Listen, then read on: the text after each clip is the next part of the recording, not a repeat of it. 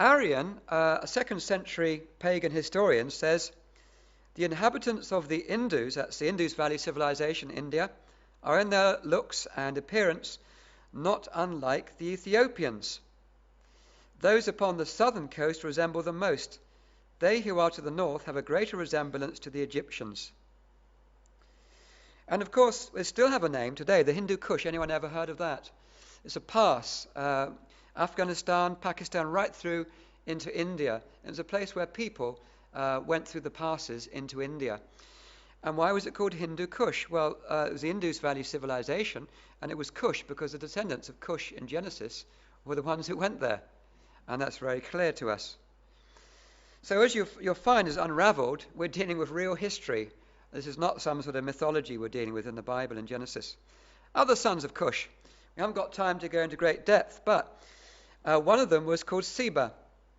And a tribe called the Sibai, or the Sabaeans, spread through into India and Sri Lanka. Some scholars reckon, because of the ancestor worship that took place later on, that it's quite possible that Shiva, one of the main gods in India, one of the first gods that was there, could very possibly be the ancestor Sheba or Seba. We're not totally sure where Rama went, the son of Cush. Some scholars reckon again it was around India or somewhere around that region. But again, some scholars reckon the possibility of the god Rama. You have Shiva and Rama side by side together in the Hindu worship, and you have Seba and Rama again in the Genesis accounts of ancestor worship. One of the other sons was Havilah, and his descendants became known as the Avilatai, and they settled in a place called Avalis, East Africa. Another son was called Sabta. His descendants were the Sabathians, or the Sabs, as they were known. And even to this day, Somalians refer to the founders of Somalia as being the Sabs. They have a long sort of record of that.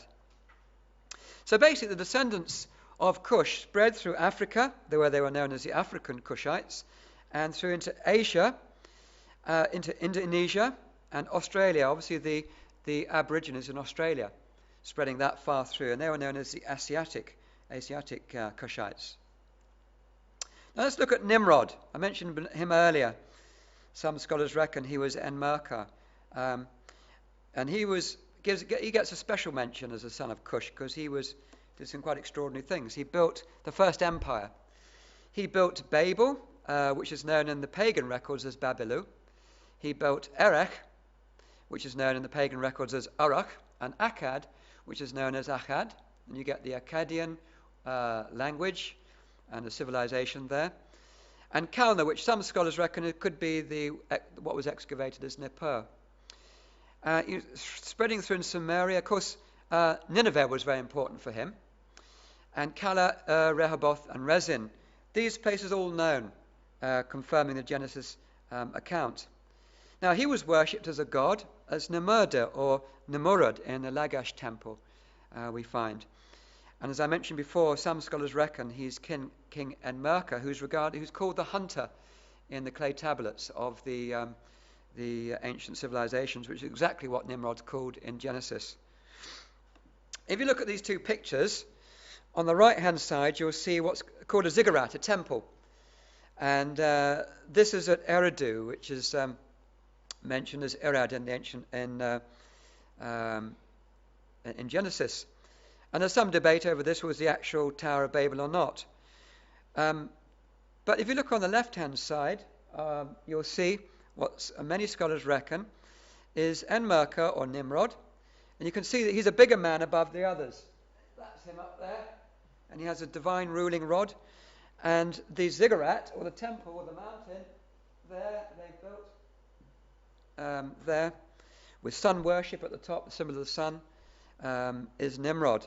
So again, what we find is archaeological evidence for this period. Now let's look at Misraim, the son of Ham.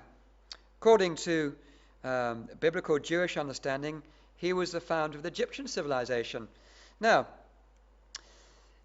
in the ancient world, Egypt was known as Misraim, according to the Agaritic tablets.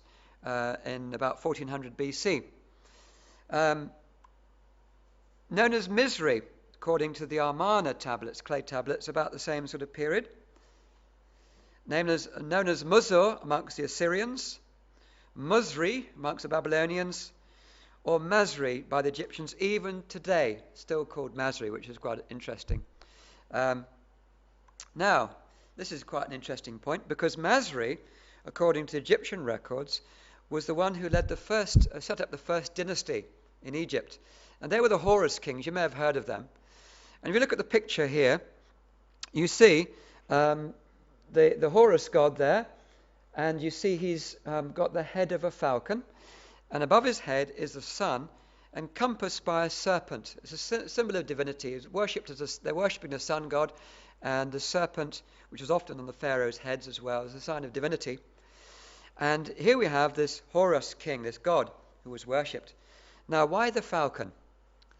Well, that's very interesting, because according to ancient Egyptian records in the pyramids, there's a record of, they spoke about their new world that came into being, where this land appeared out of the water. Okay? And there was this falcon which flew, and it had a reed in its mouth, which was a symbol basically of the new world starting. Very important if you're an Egyptian in the Nile, because they had local floods quite a lot. And this, of course, according to Genesis, Misraim or Masri was a grandson of Noah.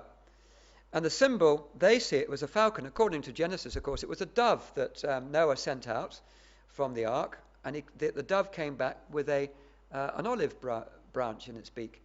But they, of course, have an adaptation. It's a falcon with a reed in its mouth. But it's essentially saying the same thing. Now, Misraim had some sons. Great names, aren't they? The Luudim, Anamim, Lebebim, Lehabim, Naphtuhim, Pasrathim, and Casluhim ended up in Egypt and Libya. I haven't got time to go all through those because this talk would take too long. I'm going to pick out a few of them that are quite interesting. There's another one, the Kaphtorim, bit of a puzzle for a while. Some of the descendants there mentioned in Genesis.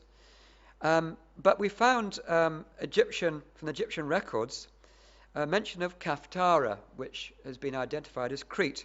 And it seems that this was actually the Minoan civilization that were the descendants of the Kaphtorim, which started about 2000 BC. And then they were overthrown by natural disasters. I remember studying the Minoans at university, fascinating. They had this acrobatic thing of leaping over bulls. I don't know whether you've seen these artwork before from Crete. They worshipped sort of a bull god in the labyrinth underneath the palace at Knossos. They had a snake goddess also that they worshipped. Other sons of Ham, Puut and Canaan. Now, Puut became known as the father of the Libyans, and the Egyptians refer to Libya as being Put or Punt, and the Persians referred to it as being Putta. Canaan, of course, is in today the geographical land of Israel. Known again as Canaan by the Egyptians, or Kanaan by the Phoenicians and Greeks, Kinahu by the Assyrians, and Kinahaine by the Hurrians in about 1400 BC. So again, all these things were completely historical rather than mythological, as so many people seem to think. Canaan was the father of a whole bunch of tribes: Sidonites, Hittites, Jebusites, Amorites, Girgashites, Hivites, Arkites, Sinites, Arvadites, Zemarites, and Hamathites. We're not going to go through them all. It would take too long. I'm just going to pick up a couple of interesting ones. The first one being the Hittites. I'm sure you've all heard of them. Well, if you'd been around about 100 years ago and you said the Hittites believed, some of the professors would have laughed at you, said there's no such thing. The Hittites never existed. The Bible is a bunch of myths and stories made up. Until, of course, they were digging around and guess what? They uncovered the whole civilization of the Hittites, and the Bible again was proved correct. And, of course, the Hittites were famous for their iron chariots, and the skeptics said, impossible.